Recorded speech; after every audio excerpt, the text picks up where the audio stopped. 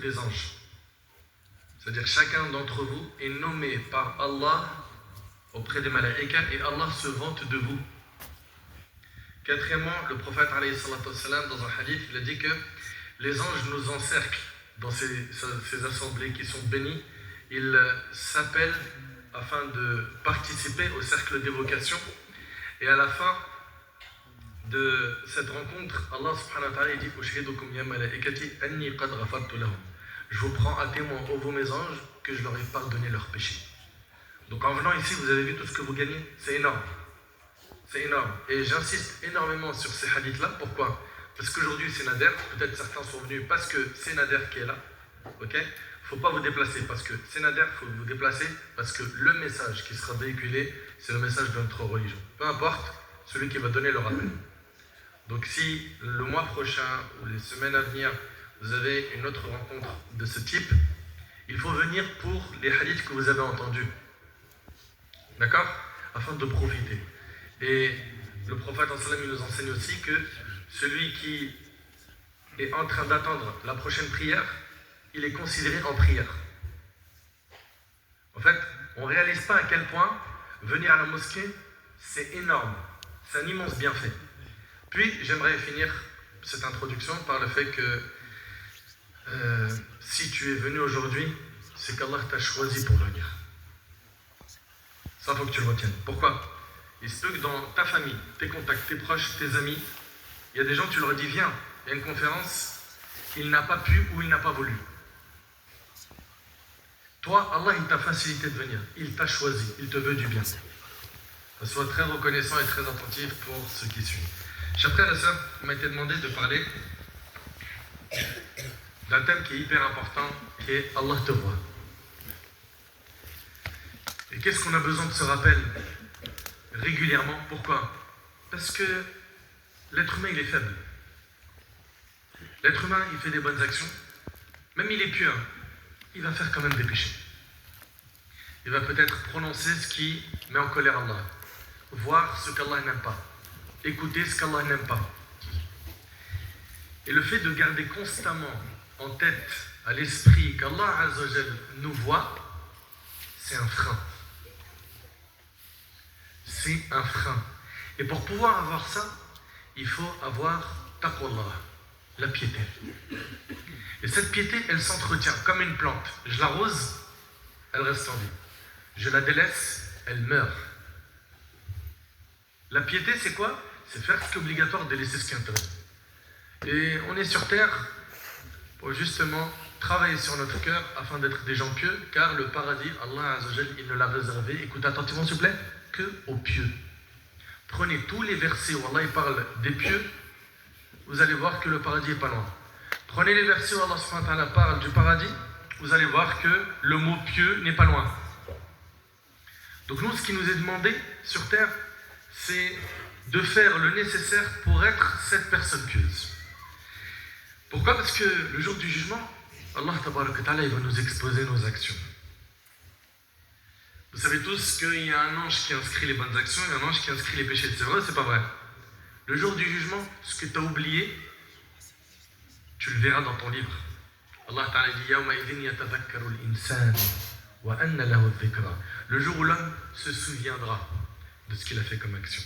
Mais à quoi bon lui servira de se souvenir? C'est trop tard. C'était maintenant qu'il fallait bosser.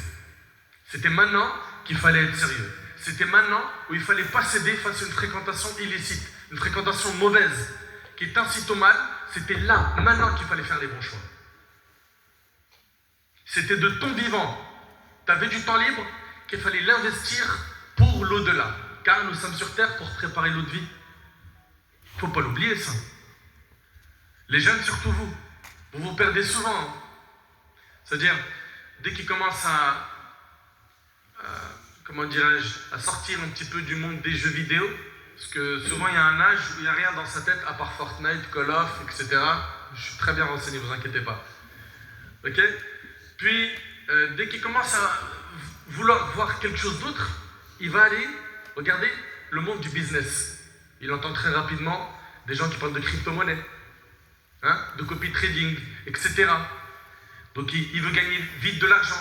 certains, ils ont trouvé le moyen, c'est de faire les pitres sur TikTok pour après monétiser la chaîne et faire de l'argent. Ok? Donc voilà, cet âge-là, je m'adresse surtout à vous, investissez-le comme il faut pour votre au-delà. Ne vous perdez pas. La vraie vie, c'est pas celle des réseaux sociaux. Je suis très bien placé pour vous en parler. J'étais sur Facebook, un réseau peut-être qu'il n'y a que vos parents, maintenant ils sont dedans, parmi les premiers. Et j'ai vu l'évolution des réseaux sociaux. J'ai vu aujourd'hui à quel point c'est devenu un tourbillon. Tu rentres dedans, tu perds énormément d'heures. Regardez votre temps d'écran, vous le verrez par vous-même. Investissez bien votre jeunesse dans ce qui sera utile. Des sciences profanes qui vont vous être utiles dans votre société. Des sciences religieuses qui vont vous permettre d'être quelqu'un de pieux. Pourquoi? Parce que le jour du jugement, c'est le jour du choc. Le jour du choc. Certains vont se dire, ça, tout ça je l'avais fait. Et ils tournent les pages, ils gardent son livre. Et ce qu'il faut garder en tête, c'est وَلَا يَظْلِمُ رَبُّكَ أَحَدًا. C'est qu'Allah ne lèse personne. Allah n'est pas injuste.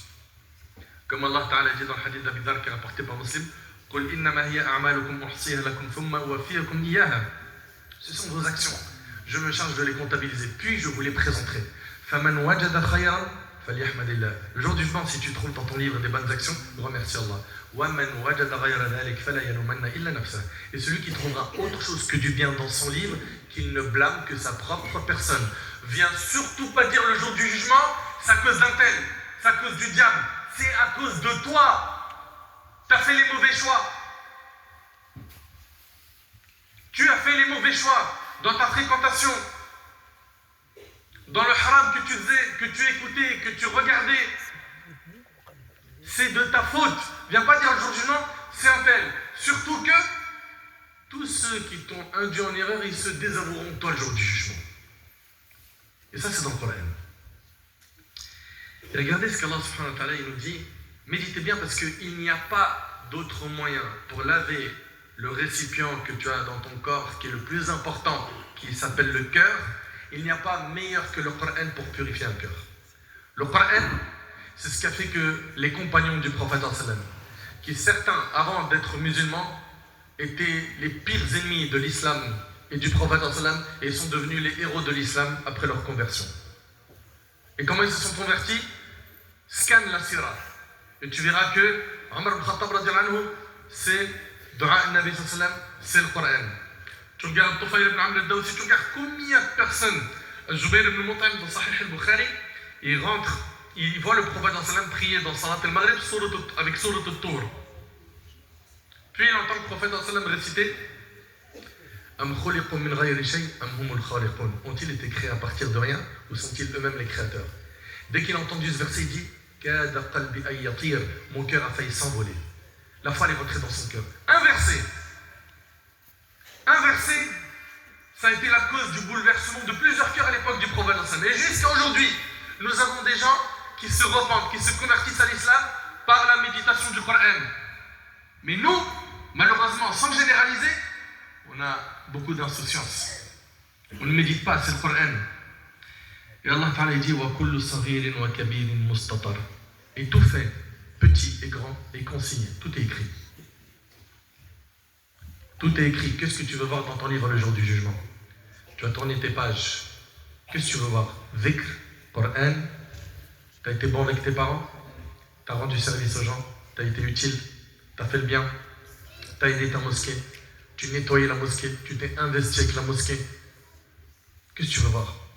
Autre chose? Clip? Du haram que tu as regardé? De la pornographie? Tu veux voir quoi? De l'argent illicite? Ce que tu as consommé?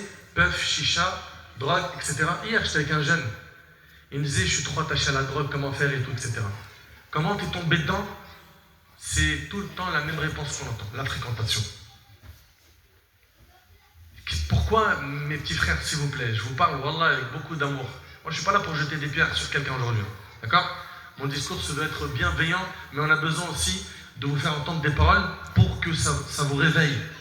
Pourquoi est-ce que les mauvaises fréquentations sont souvent suivies par un grand nombre et on ne voit pas ces grands nombres-là qui suivent la mauvaise fréquentation, les leaders du mal, eux être des leaders du bien qui tirent le wagon du bien vers l'avant. Pourquoi est-ce que vous n'êtes pas vous cela?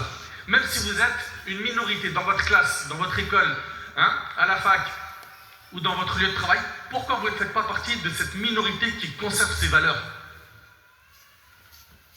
et qui ne bouge pas, qui est droit dans ses bottes, respectueux et qui aime ses dîmes? Chers frères, chères sœurs, le jour du jugement, il y a des gens, on ne connaissait d'eux que du bien sur terre.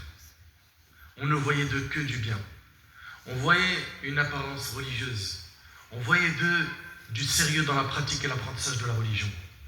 Et ces personnes-là, pas tous bien évidemment, mais une catégorie de ces personnes-là, va se retrouver le jour du jugement, elle qui a des montagnes de hasanat, elle qui s'est fatiguée pour avoir des récompenses, elle qui a fait énormément d'efforts pour obéir à Allah subhanahu wa ta'ala, cette catégorie de personnes-là, qui sont des pieux en apparence, ils verront leurs hasanat, qui sont comme des montagnes, réduites en poussière éparpillée le jour du jugement.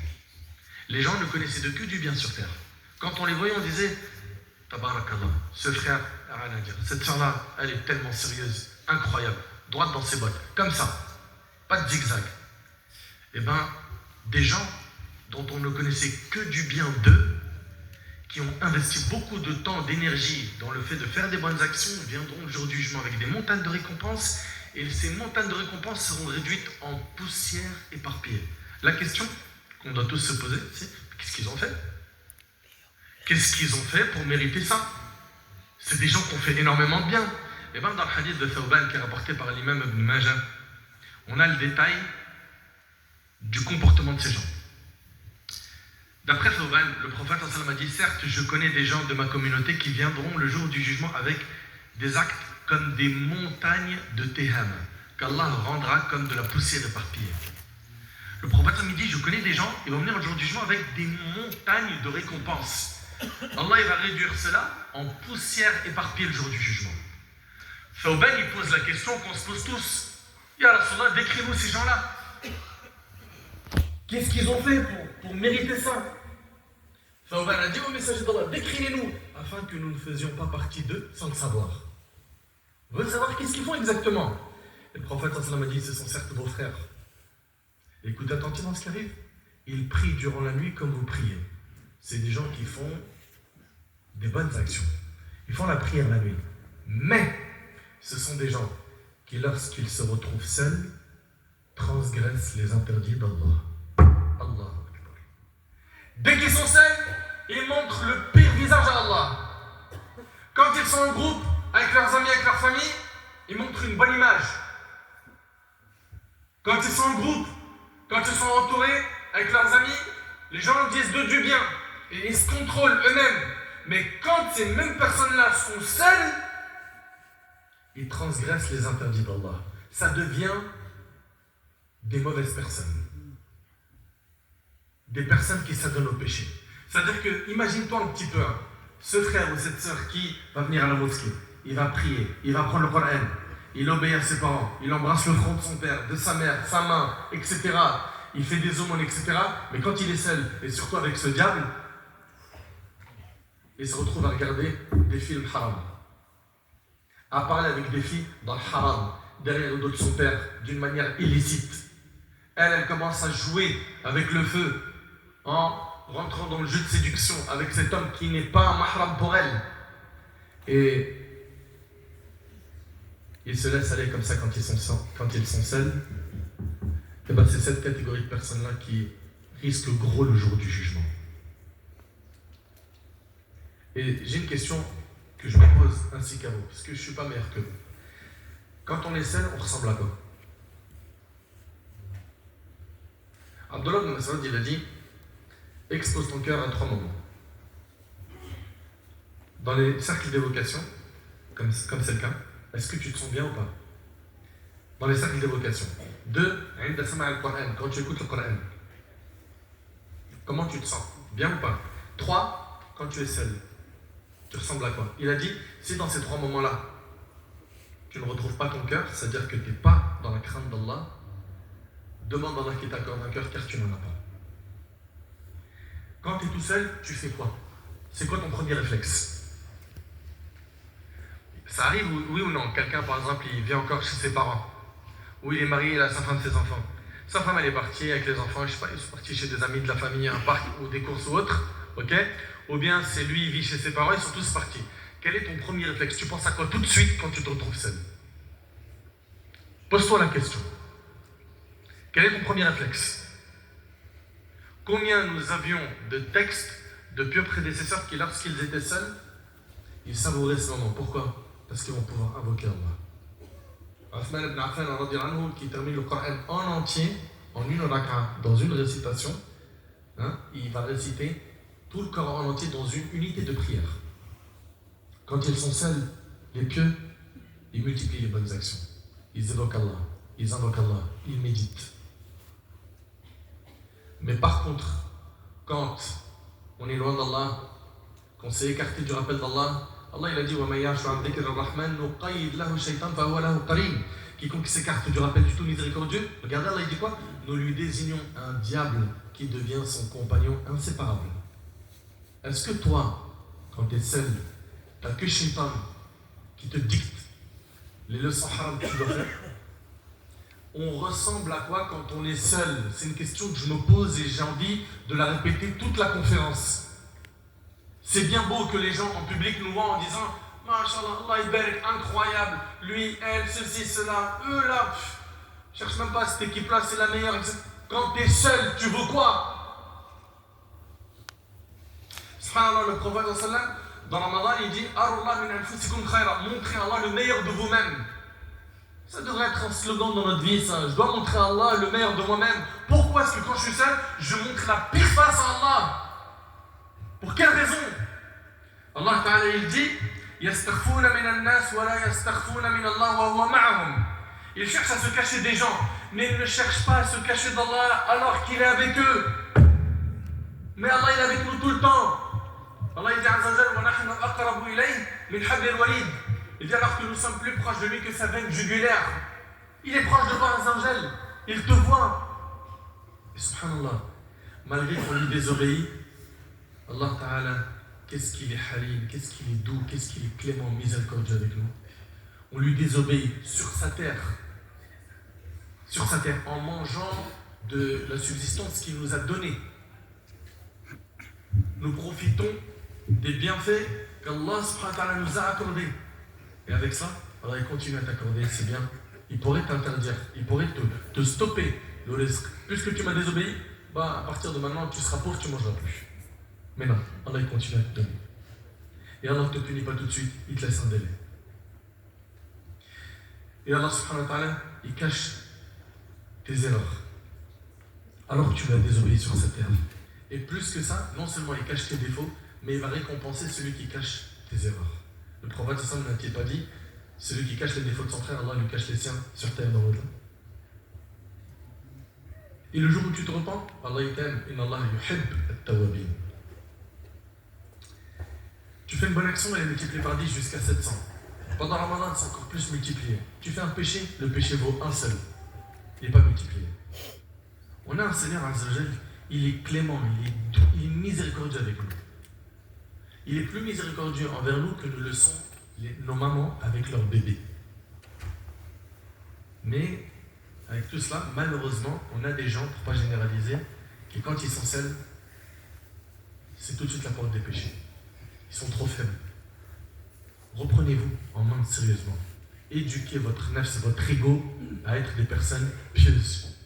Prenez-vous en main. Cette âme que tu as en toi, c'est toi qui lui dicte ce qu'elle doit faire et pas l'inverse. Allah Ta'ala dit Alam ya'lam bi anna Allah yara. Ne sait-il pas vraiment qu'Allah voit? C'est une question que je me pose encore une fois, à moi en numéro 1 et à vous également. Allah il nous dit ne sait-il pas que vraiment Allah voit? T'as oublié qu'Allah il voit?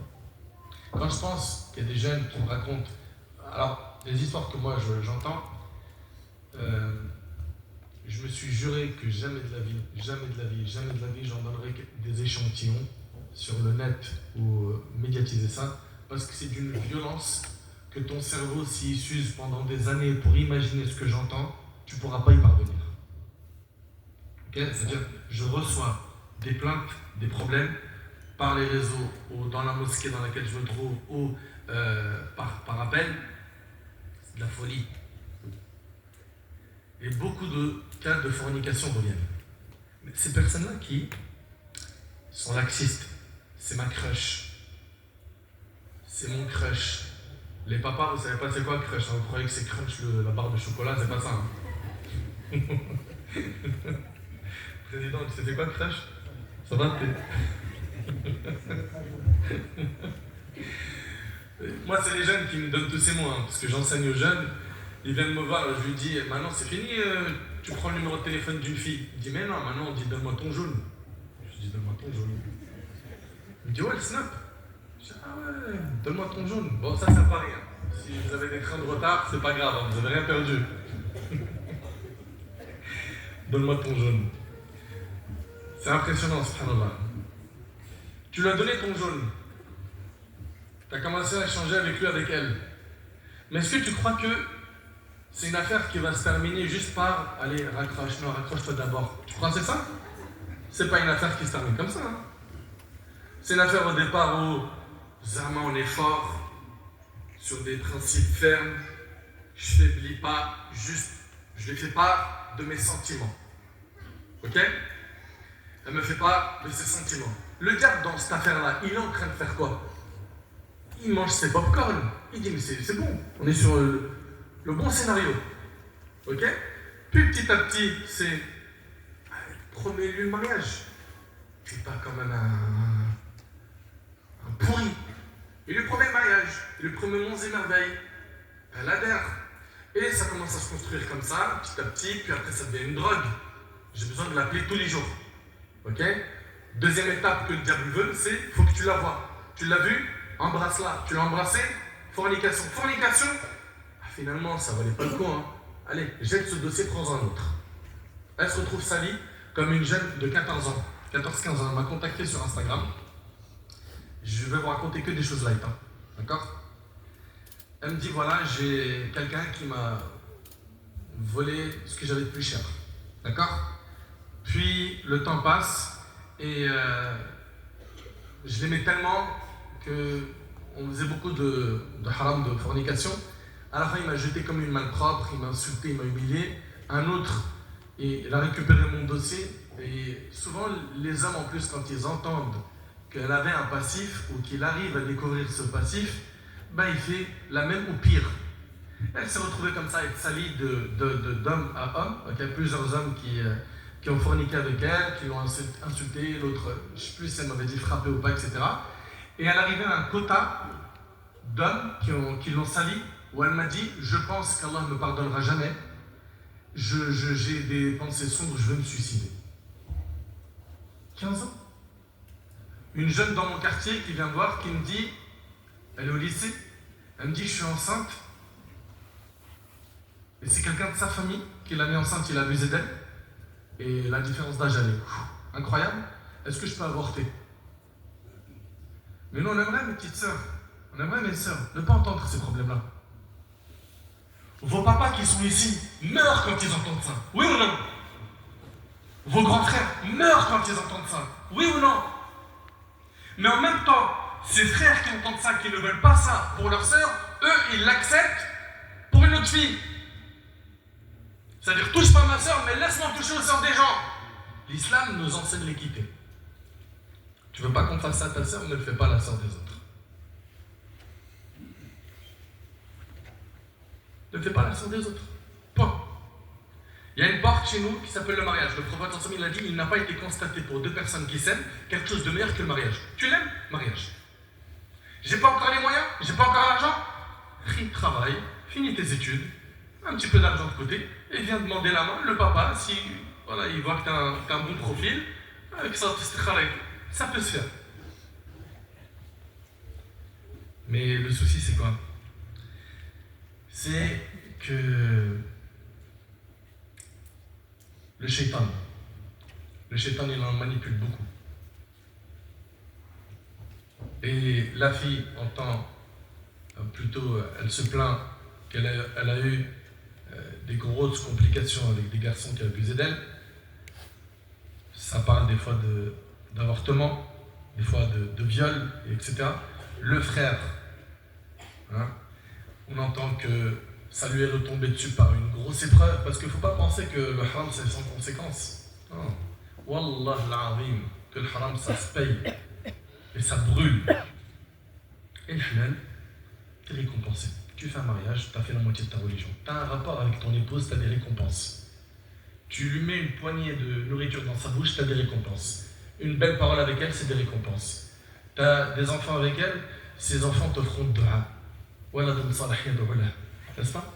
Donc pourquoi vouloir prendre un chemin miné, qui n'est pas sécurisé, qui est brûlant, ses conséquences sont dures, tout en sachant que si tu t'es pas repenti, le jour du jugement, Allah il te rappelle cela. Abdi, atafkuru dhanba kaza wa kaza. Mon serviteur, tu te rappelles de tel péché, tel péché. Franchement. Juste regarde, là on a l'imam de la mosquée, on est d'accord? Quelqu'un qui est en train de faire la pire des bêtises. Il voit l'imam de la mosquée, il se décompose. Oh, il est passé, il m'a vu avec un joint. Il est passé, il m'a vu avec une fille. Qu'est-ce que je vais lui dire? Il va venir me saluer. Il faut que j'invente un mytho sur cette fille. C'est qui? C'est pas ma femme. Ça, c'est juste un humain. T'as pas de compte à lui rendre le jour du jugement. C'est vrai, c'est pas vrai? Et regarde Allah dans tout ça. Comment on en arrive à un stade où on a peur de nos parents, de décevoir notre père, notre mère, ou un imam, ou quelqu'un dans la religion, quelqu'un de ma famille, mais le regard d'Allah qui t'accompagne tout le temps, ça tu penses pas un seul instant? Et si tu meurs pendant ce moment-là, pendant que tu es dans la désobéissance, as-tu oublié que le prophète a dit on sera ressuscité de la même manière dont on est mort? T'aimerais te présenter à Allah avec un joint dans la main, avec une chicha, en train de faire des ronds, avec un bœuf? T'aimerais te ressusciter comment? Dans l'obéissance ou dans le péché? Mais pose-toi la question. Eh bien, celui qui veut une bonne fin, il doit, dès le départ, prendre le bon chemin. Celui qui vit sur une chose, il mourra sur cette chose et sera ressuscité sur cette chose. Si tu vis sur l'obéissance, Allah il va te donner le meilleur des cadeaux, c'est la bonne fin. Et le prophète a dit les actions ne valent que par leur fin. Le plus important, c'est ta fin, mon frère. Ma sœur, le plus important, c'est ta fin. Pour que tu aies une bonne fin, il faut que ton parcours durant ta vie, il soit nickel. Allah Ta'ala dit Inna alladhina yakhshawna rabbahum bil ghayb lahum maghfiratun wa ajrun kabir. Ceux qui craignent leur Seigneur sans pour autant le voir obtiendront son pardon et une immense récompense. Pense-y à chaque instant. Allah Ta'ala te voit. Ce que l'affaire des humains est étonnante. Lorsqu'ils sont surveillés par des humains, ils se tiennent à carreau.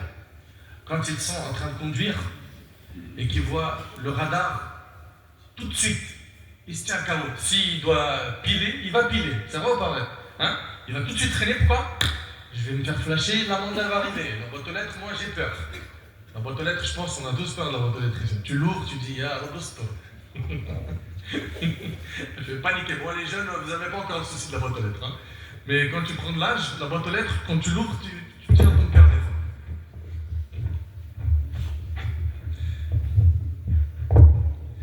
Donc, quand on roule en voiture et qu'on voit un radar, on s'arrête. C'est vrai, c'est pas vrai, parce qu'on a peur de se flasher. Tu es au travail et tu as ton responsable qui vient te voir dans ton bureau pour voir un peu comment ça se passe. Tu tiens un carreau. L'étudiant, pareil. Il tient un carreau quand le proviseur rentre dans la classe pour faire passer un message. Donc, ça montre quoi? Ça montre que sur Terre, tu as peur de certaines choses. Quand tu vas consulter un médecin et que le médecin, il vient très silencieux et il te dit, vous savez monsieur, comment vous dire? Ça y est, toi ton cœur il est parti. Il n'a même pas fini sa phrase, t'es mort dans ta peur. C'est vrai, c'est pas vrai? Donc tu sais avoir peur. La question est, pourquoi est-ce que certains ont fait d'Allah le plus méprisable des observateurs? Pourquoi? Pourquoi est-ce que le regard d'Allah ne nous fait plus rien? Nos faits et gestes sont vus par Allah à tout moment. Un jour, des gens ont visité le grand savant Sufyan al-Thawri. Ils le trouvèrent en train de pleurer en train de réciter le verset suivant. Alam ya'lamu anna Allah ya'lamu sirrahum wa najwahum wa anna Allah 'allamul ghuyub. Ne savent-ils pas qu'Allah connaît leurs secrets et leurs conversations confidentielles et qu'Allah connaît parfaitement les choses inconnaissables? Il se met à pleurer. Il récite ce verset et il pleure. Il a dit, si je sais que tu connais mes secrets et mes conversations confidentielles. Allahu Akbar. Et le prophète dans le hadith de Mu'adh et d'Abi Dharr, qu'est-ce qu'il a dit? Il a dit ittaqillah haythuma kunt.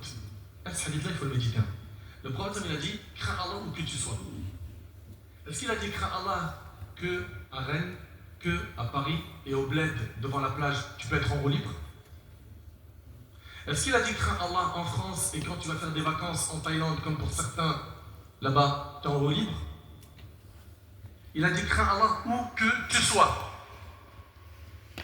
En secret, en public, dans n'importe quel endroit où tu vas te trouver, tu as un devoir de craindre Allah. De garder en tête qu'Allah Ta'ala te voit. Et selon Abdullah ibn Mas'ud, le prophète a dit ayez de la pudeur envers Allah comme il se doit. Mais c'est réel, comme Allah il a dit ils n'ont pas estimé Allah à sa juste valeur. Ils n'ont pas estimé Allah à sa juste valeur. On a, pour certains, peu de pudeur envers Allah. Il a honte de beaucoup de gens, mais du regard d'Allah, malheureusement, non. Je ne généralise pas parce que, alhamdulillah, on est en train de montrer un côté sombre de certains, mais par la grâce d'Allah, je connais aussi des jeunes et des moins jeunes qui sont excellents, qui font énormément de khayr. On connaît d'eux que du bien, qui font énormément d'efforts quand ils sont en public, quand ils sont tout seuls, etc. Bon, ça, vous savez, j'ai un des hajj qui m'a le plus marqué, c'était un papa que je connaissais. On connaissait de lui du bien, d'accord? Mais dans les tentes à Mina, c'est là où on voit les comportements des gens. C'était là, le 8, le 9, 10, 11, 12, 13, enfin pour ceux qui restent jusqu'au 13 de Dhul Hijjah, t'as au moins 5 jours là-dedans, où tu vois les comportements des gens. Ce papa, je faisais aller-retour, on était une centaine dans la tente, je ne l'ai vu qu'avec le Coran, toute la journée. Il parlait avec très peu de personnes. Une fois, je me souviens même, je lui ai dit, il est venu avec nous à Amra, c'est un papa, tu le vois de l'extérieur, tu dis, ouais, il n'a pas l'air impressionnant. Une fois, je me souviens, il a voulu venir en Amra avec moi. Le premier jour à Médine, je le cherche, je ne le trouve pas. Le deuxième jour à Médine, je ne le trouve pas, je fais des allers-retours à la mosquée, l'hôtel, je ne le trouve pas. Je me suis inquiété pour lui. Wallah, je me suis inquiété. Et un jour, on a une visite, pour visiter les visites de Médine, là, Uhud, Quba, etc. Et je le trouve avec nous. Je lui dis, subhanallah, vous étiez où, monsieur? Il me dit, en fait, moi, je rentre dans la mosquée à partir de Sobh et je ressors que la nuit, tard. Je dis, vous restez toute la journée à la mosquée? Il me dit, oui. Je dis, mais vous mangez quoi? Je dis, je bois du zamzam et alhamdoulilah, je tiens la route. C'est une personne, elle est impressionnante. Impressionnante. Et grâce à Allah Azza wa Jalla, on a encore des gens comme ça. Mais nous, ce qu'on aimerait, c'est quoi? C'est que le taux élevé de gens qui, quand ils sont seuls ou en public, font n'importe quoi, il diminue. Diminue tous ces péchés. Ils vont te porter préjudice sur terre avant que tu le rencontres à Azza wa Jalla. Et n'oublie pas une chose, c'est qu'Inna la yakhfa alayhi shay'un fil ardi wa la fis sama. Rien vraiment ne se cache d'Allah, de ce qui existe sur la terre et ou dans le ciel. Bilal ibn Sa'd, il a dit, ne regarde pas la petitesse du péché, mais regarde l'immensité de celui que tu es en train de désobéir. Regarde pas le péché, tu dis, ah c'est rien, il est petit. Ah, c'est un petit truc, c'est rien, c'est pas grave. Tout le monde le fait. Oh, arrête d'abuser. Vous les barbus, vous êtes comme ça de toute façon. Non, je valide pas. Tu dis n'importe quoi. Tu peux très bien t'amuser, te divertir dans un cadre simple. J'ai des amis à moi, bon moi, ni je joue au foot, ni j'aime le foot, ni je regarde le foot. Bon, désolé pour ceux qui aiment le foot, ok, ça me folie. Mais... hein? Ah, il aime trop le foot? Allah, il a enlevé ça de mon cœur. Okay, même les matchs de la Coupe du Monde, je les regarde juste parce que ma famille me dit c'est trop, t'as pas regardé le dernier match, au moins celui-là.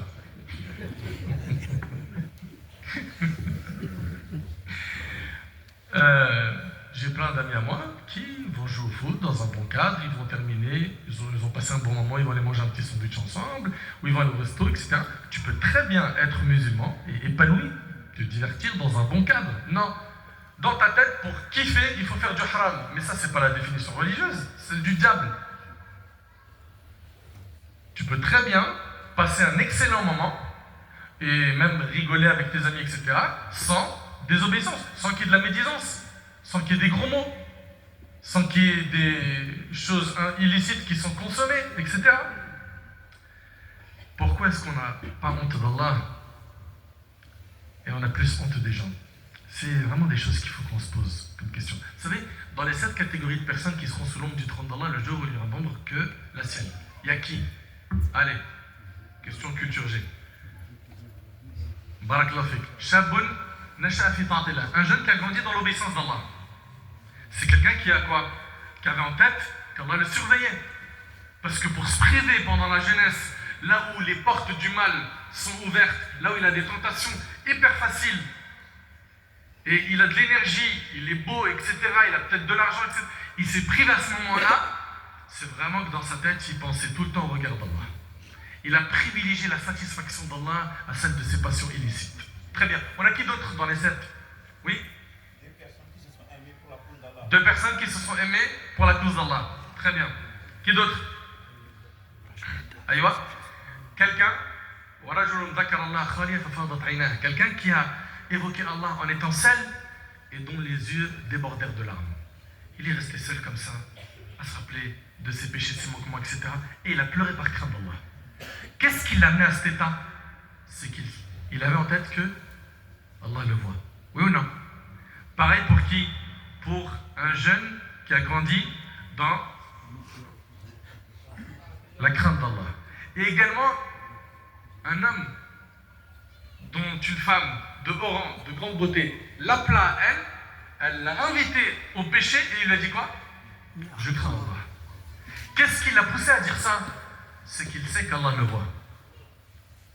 Et les tentations aujourd'hui, elles sont... Vous savez, à l'époque, moi j'ai connu des choses, c'est ces frères-là qui vont vous les confirmer. Nous, on a connu l'époque, celui-là, il n'a pas existé. Hein.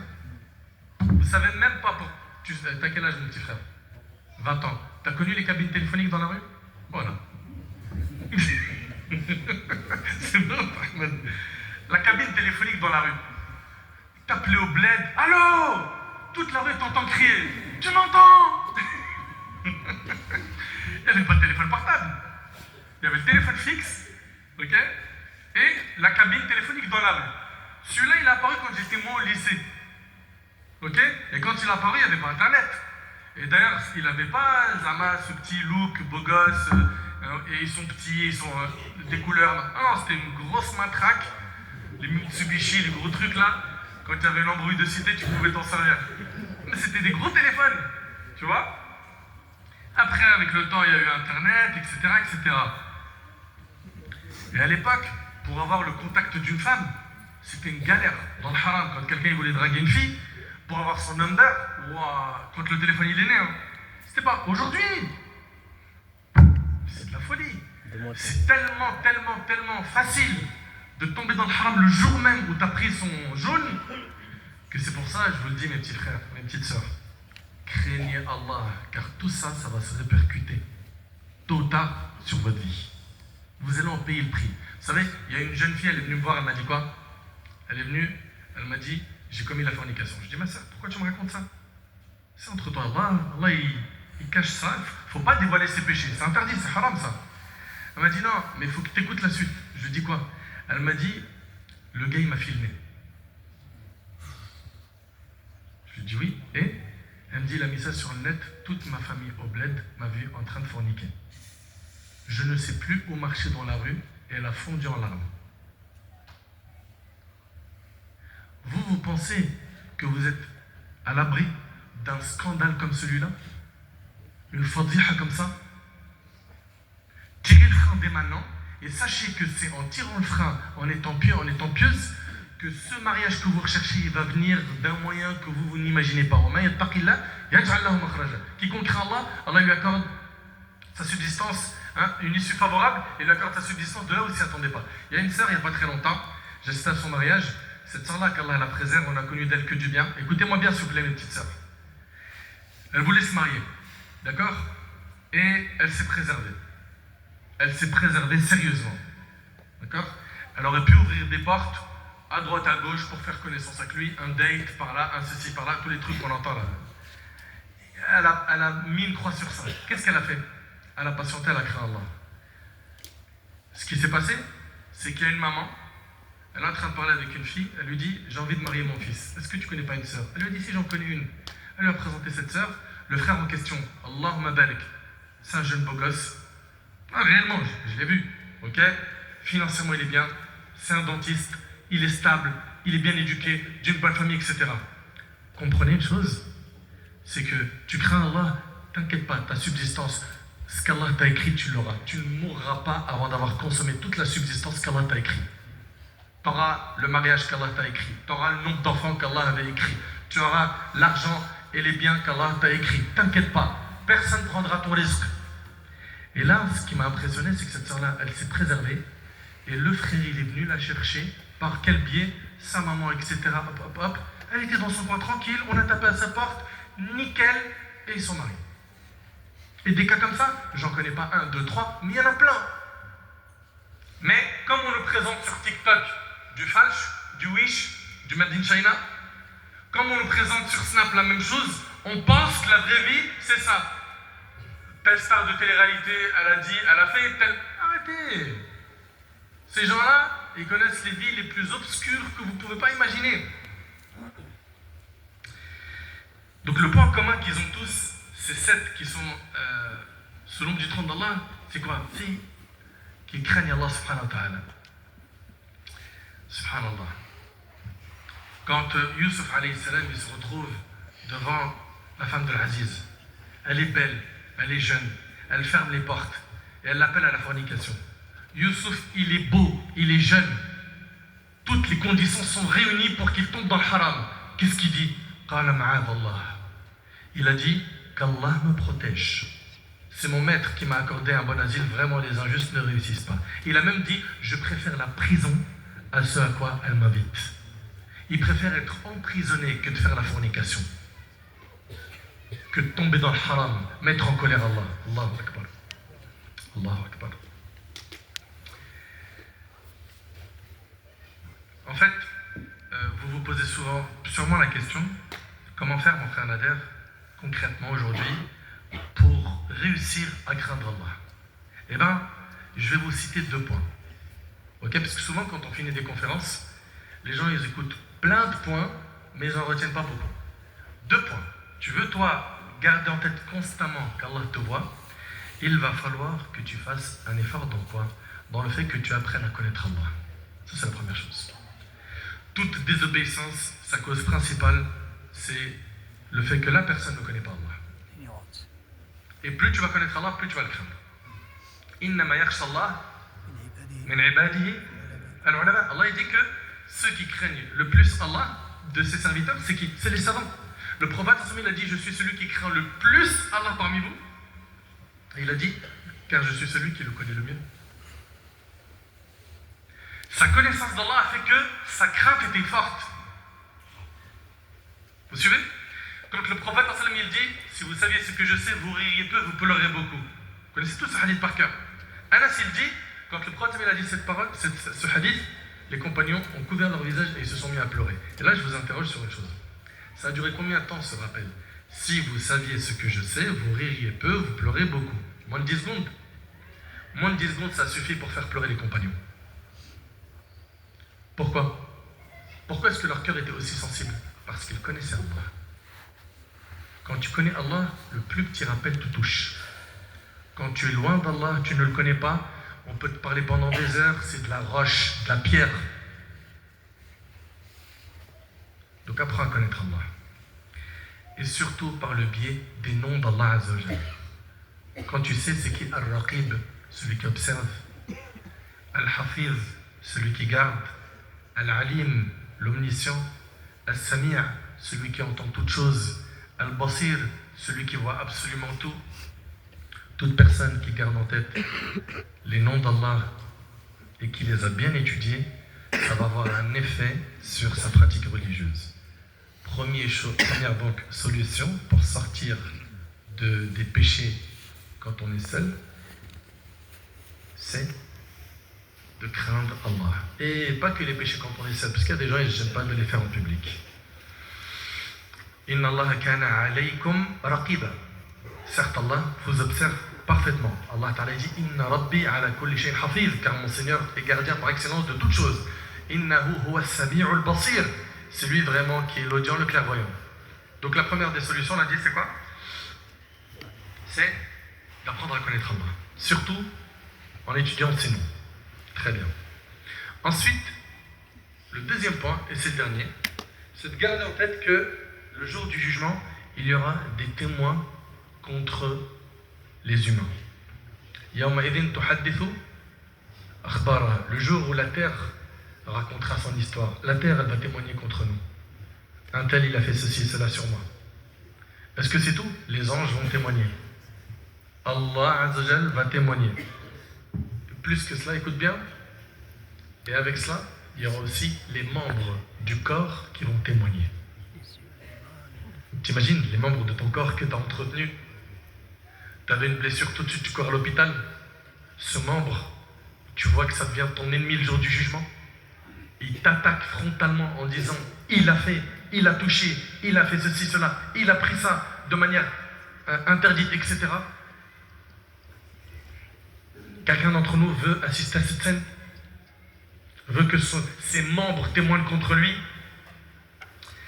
Allah Ta'ala dit Hatta idha ma ja'uha shahida alayhim sam'uhum wa absaruhum wa juluduhum bima kanu ya'malun.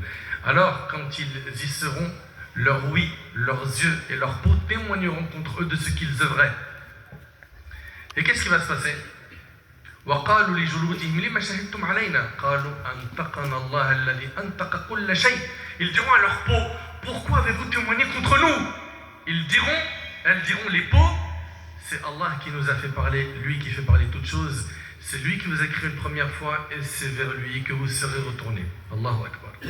Allah Ta'ala dit اليوم نختم على أفواههم وتكلمنا أيديهم وتشهد أرجلهم بما كانوا يكسبون. Ce jour-là, nous scellerons leur bouche, tandis que leurs mains nous parleront et leurs jambes témoigneront de ce qu'ils avaient accompli. Allah Ta'ala dit يومئذ تحدث أخبارها. Ce jour-là, la terre racontera son histoire. Allah Ta'ala dit وَلَقَدْ جِئْتُمُونَ فُرَادَ كَمَا خَلَقْنَاكُمْ أَوَّلَ مَرَّةٍ وَتَرَكْتُمْ مَا خَوَّلْنَاكُمْ وَرَاءَ ظُهُورِكُمْ وَمَا نَرَى مَعَكُمْ شُفَعَاءَكُمُ الَّذِينَ زَعَمْتُمْ أَنَّهُمْ فِيكُمْ شُرَكَاء لَقَدْ تَقَطَّعَ بَيْنَكُمْ وَضَلَّ عَنْكُمْ مَا كُنْتُمْ تَزْعُمُونَ. Et vous voici venus à nous seuls. Tu seras présenté à Allah, il n'y a plus tes copains, il n'y a plus tes potes, tu n'es pas avec ta famille, tu es présenté à Allah Azza wa Jal seul. Et tu auras un discours, un dialogue avec Allah Azza wa Jal seul, sans intermédiaire. Et vous voici venus à nous seuls, tout comme nous avions créé la première fois, abandonnant derrière vos dos tout ce que nous avions accordé. Et Allah dit, nous ne vous voyons point accompagnés des intercesseurs que vous prétendiez être des associés. Il y a certainement eu rupture entre vous. Ils vous ont abandonné, ceux que vous prétendiez être vos intercesseurs. In kullu man fi samawati wal ardi illa ati ar-rahmani 'abda laqad ahsahum wa 'addahum 'adda wa kulluhum atihi yawm al-qiyamati farda. Tous ceux qui sont dans les cieux et sur la terre se rendront tous auprès du miséricordieux, sans exception, en serviteurs, et tous viendront à lui seul. Donc, toi qui sais que tu vas rencontrer Allah subhanahu wa ta'ala seul, toi qui sais que le jour du jugement, il y a des mains, des pieds, des peaux qui vont témoigner contre leurs auteurs. Tout ça, ça ne te freine pas. Toi qui sais que le jour du jugement, il y a des gens qui vont venir avec des montagnes de récompenses qui seront réduites en poussière éparpillée parce que quand ils étaient seuls, ils étaient mauvais. Ça ne te freine pas. Toi qui sais qu'à chaque fois que tu prends ton téléphone pour aller scroller et finir dans le tourbillon là, de la perte de temps, du TikTok, ou bien les shorts YouTube, ou bien les stories des influenceurs, des acteurs, des footballeurs, des comédiens, ce que tu veux, ce que tu regardes, ça impacte ton cœur. Et quand ça impacte ton cœur négativement, ça t'éloigne d'Allah. Et tu en payeras le prix sur terre, par de grandes épreuves et de grands malheurs, sans compter ce qui t'attend le jour du jugement si tu t'es pas repenti. Enfin, mes chers frères, mes chères sœurs, 2 points. Étudions les noms d'Allah, Azza wa Jal. Achetons des livres, faisons le nécessaire pour nous enrichir dans la connaissance de notre Seigneur Azza wa Jal. Et garde en tête que le jour du jugement tout sera exposé et qu'il y aura des témoins. Beaucoup de témoins. Donc, alhamdoulilah, Allah nous a permis de faire ce discours, que vous entendiez ce discours. On est encore vivant, il est encore temps de se repentir, de faire les bons choix, avant qu'il soit trop tard et qu'on regrette le jour où le regret ne servira à rien. Enfin, j'implore Allah subhanahu wa ta'ala de faire de nous des pieux. J'implore Allah tabaraka wa ta'ala de nous faciliter un repentir sincère rapide. J'implore Allah tabaraka wa ta'ala d'améliorer notre situation. J'implore Allah tabaraka wa ta'ala de guider nos petits frères et nos petites sœurs qui se sont éloignés du chemin d'Allah. J'implore Allah subhanahu wa ta'ala de bénir cette assemblée. J'implore Allah azza wa jal de nous faciliter l'éducation de nos enfants. J'implore Allah subhanahu wa ta'ala de nous accorder la piété, la véracité dans les paroles et dans les actions. الله سبحانه وتعالى أن ينفعني بما قلت وينفعكم بما سمعتم. هذا والله أعلم. سبحانك اللهم وبحمدك أشهد أن لا إله إلا أنت أستغفرك وأتوب إليك وجزاكم الله خير. بارك الله فيك. الحمد لله.